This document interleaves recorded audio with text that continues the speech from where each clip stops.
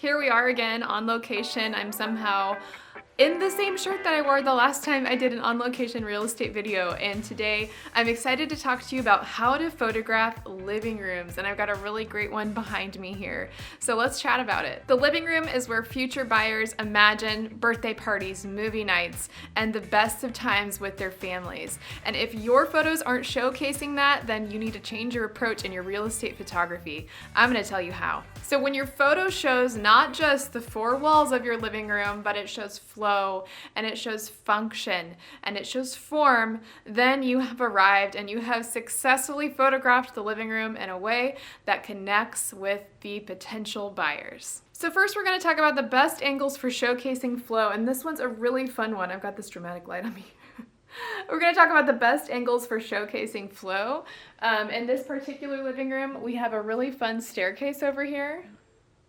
And then it's a really fun open concept with high ceilings. And so I want to make sure that I'm showing how big the living room is so that people have a feel for how grand it would be to actually be in here. So I've done a couple angles. I did one from this back corner over here that is showing the staircase leading up to the living room and pretty deep into the living room and into the dining room over here, as you can see.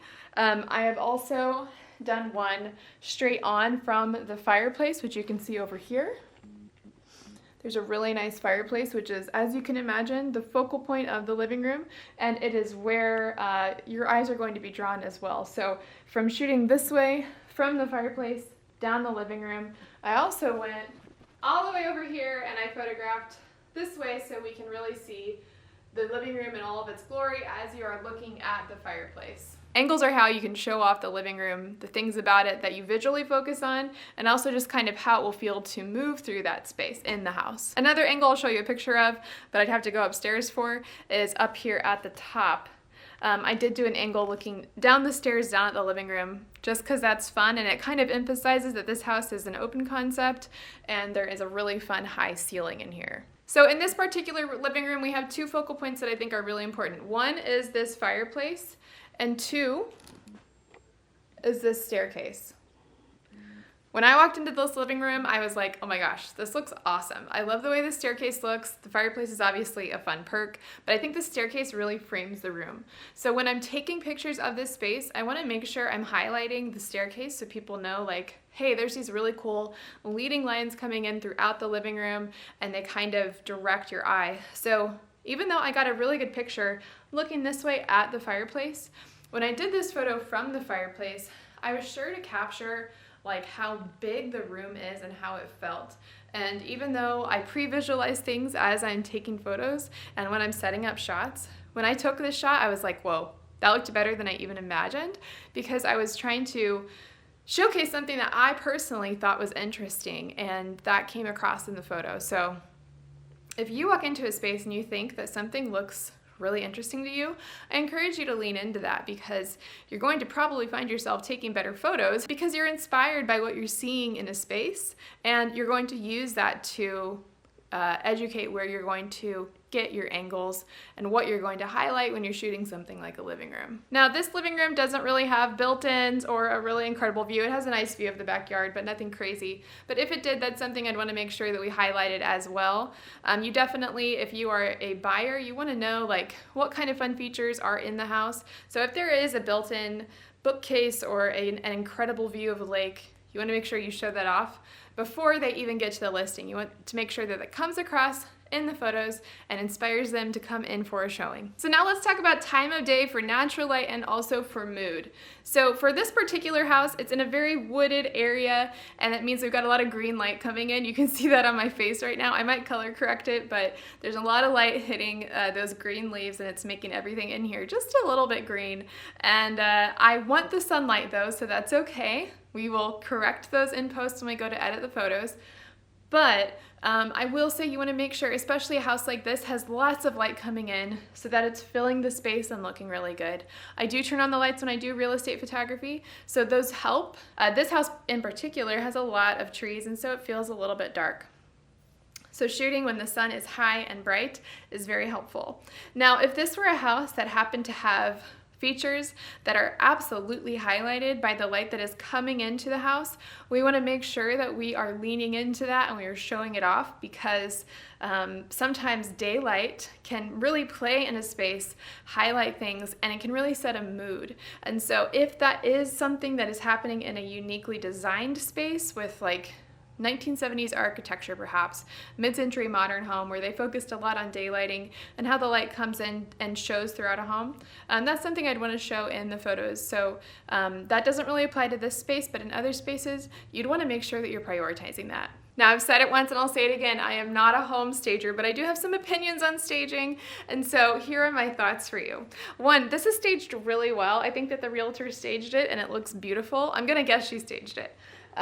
She staged it in such a way that you can see the function of the space here. It's filling the space appropriately in a way that is comfortable for living. So when you're in here, you feel like you can be close enough to people. When you're on the couch or you're sitting in chairs, you're gonna be able to sit close enough for conversation, but there's enough space that you're not gonna be bumping into each other if you don't want to. So flow and how you design the layout of furniture in a room can help sell the space as well. Even though the ceilings are really high here in this particular living room, it's not the biggest living room you've ever seen, but it feels big because the right size and shape of furniture has been selected for the space. So if you are somehow, as a photographer, in control of the staging, or if a realtor is asking for your input, definitely keep that in mind, that the size of the furniture can help how a space feels, and if it's too big, it's gonna make it feel crowded. But this, I think, is just the right size for this space to make it feel comfortable. And furniture placement is not just about comfort, and it's not just about showing scale of the room. It's also about telling the story. So does this tell the story of how potential buyers are going to live in the space, or does it not leave much room for imagination? I think this one tells the story of cozy nights reading by the fire, of game nights with family and friends, and probably a spilled drink or two, but a good time, that's for sure. So those are my thoughts on staging and the importance of it in a space like a living room. All right, so that wraps it up for showing you this real living room at a listing I'm photographing, but now it's time for some Q&A, so let's get into it. So it was super fun to take you guys behind the scenes at an actual house that I was photographing, and now I'm ready to bring you the Q&A and answer a few questions that I think might pertain to this topic. So the first one is, what is the best angle for photographing a living room? And this is not something that's cut and dry, but I have a couple favorites. So one of them is getting a straight on angle that kind of allows you to square off the front door with the wall if the living room is by the front door. If it's not, I love a straight down view of the living room if I can get that. Now, I can't always get that, but I feel like it's a good way to show the expanse of the space. No matter how big or how little the living room is, it can be really helpful to just give a general idea of what the space looks like overall. A second angle, if you can do it, is a top down, which is super fun if they happen to have a second floor staircase like this living room they were in, and also getting an alternate angle that kind of shows the living room and also what other rooms it might lead to should you be in an open concept type of house. The second question is, how do you make a cluttered or oddly shaped living room look inviting? The second question is, how do you make a cluttered or oddly shaped living room look and feel inviting? This can be a little bit hard, but when it comes to clutter, we can't always eliminate the clutter on site. Sometimes there's just too much stuff in the way. So for me, if I can't eliminate the clutter, I don't necessarily want to completely hide the clutter with my angles because it might mean that I'm hiding the room. But I do want to make the room feel bright. I think a bright room feels inviting and it feels like a place you want to be. You don't want to be in a gloomy room. And so I would open the curtains, I would make sure my shutter speed was high enough so that I could get a good bright exposure. And then when I go to edit it, I would also make sure that it feels just as bright as my initial vision when I went to shoot it.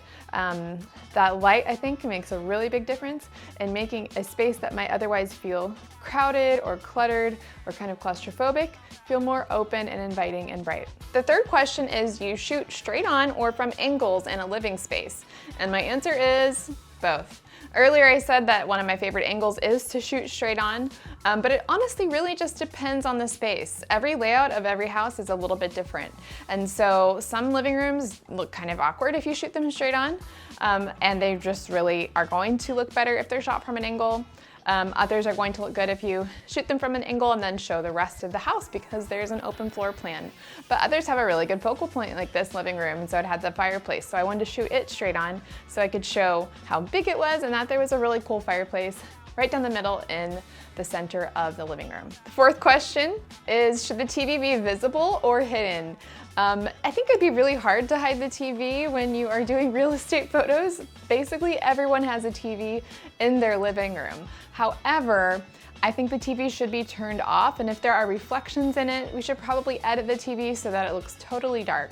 I might just put a black box on top of the TV if necessary. It can just be a little bit distracting because it is already a really big thing that's hanging on the wall in a living room. The fifth question is, what time of day gives the best natural light for living rooms?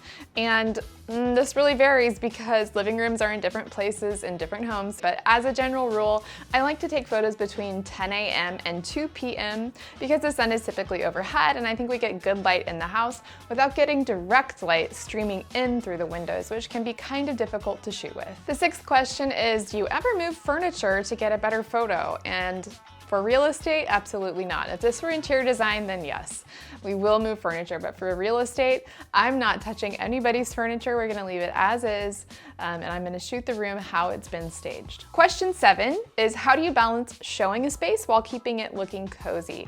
And this is an interesting question because it's true. You might show a whole space and display it, but it doesn't feel comfy, it doesn't feel intimate, it doesn't feel how it actually is in person.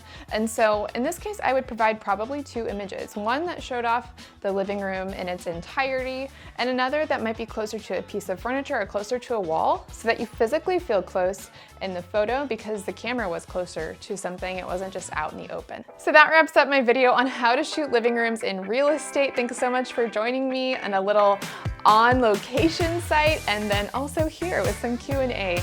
If you found this video helpful, please don't hesitate to subscribe and see more of my content. We will have more real estate videos coming up in the near future, and otherwise, I have loved making videos for you guys. So please like and comment, let me know what you think about these videos, and interact with my content so I know what you like and what I need to do more of. So thanks for watching, and as always, have a great day.